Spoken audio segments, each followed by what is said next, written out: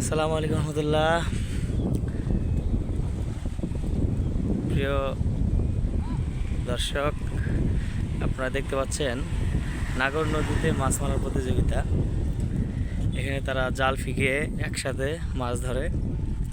আপনারা দেখলেন তারা জালগুলো একত্রিতভাবে ফিকিয়ে দিল।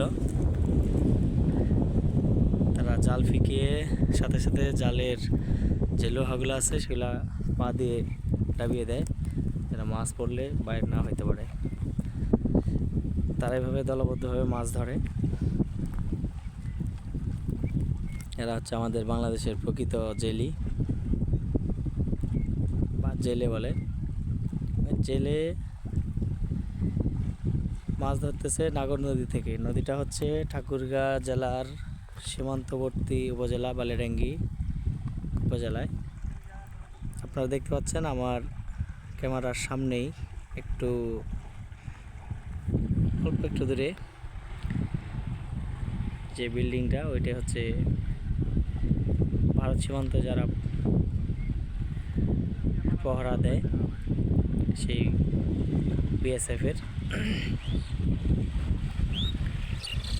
এই জায়গাটা অনেক সুন্দর,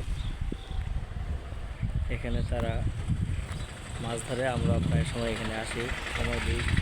জায়গাটা অনেক ভালো লাগে। এই হচ্ছে রাস্তা, এটা হচ্ছে বাংলাদেশের, এটা হচ্ছে শেষ পর্যায়ের রাস্তা। এই রাস্তার পরে হচ্ছে নদী। এখানে তারা কিন্তু কোনো মাছ পায়নি, তারা আবার দলবদ্ধভাবে জাল নিয়ে যাচ্ছে। দেখি আমি আবার আপনাদেরকে দেখানোর চেষ্টা করব যে তারা কীভাবে দেয়। এই যে একজন ফিকে দিয়ে দিল, আর বাকিগুলো যাচ্ছে। মূলত বাংলাদেশের যে জেলে রয়েছে, জেলেরা এইভাবে মাছ ধরে। এটা হচ্ছে জেলেদের প্রকৃত পেশা, মাছ শিকার করা। আর তারা এইভাবে নদী থেকে মাছ শিকার করে বলেই আমরা পুষ্টির যোগান পাই। আসলে দৃশ্যটা খুব সুন্দর লাগতেছে। এদের মাছ মারার কৌশল পদ্ধতি খুব সুন্দর। আমাদের বাংলাদেশের মানুষের খুব একটা পছন্দের বিষয় হচ্ছে নদীর ছোট মাছ।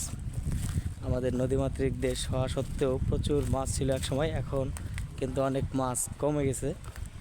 এখন তেমন একটা মাছ আগের মতো পাওয়া যায় না। আর দিন দিন মাছের চাহিদা বাড়তেছে। নদীর মাছ, আমি এখান থেকে মাছ নিয়ে গেছিলাম এক সময়, খুব সুস্বাদু নদীর মাছগুলা। প্রিয় দর্শক, দেখেন কত সুন্দরভাবে তারা মাছ শিকার করে। এখানেও কিছু মাছ পাচ্ছে, তারা মাছ পায় সাথে সাথে এটা ধরে, আবার সাথে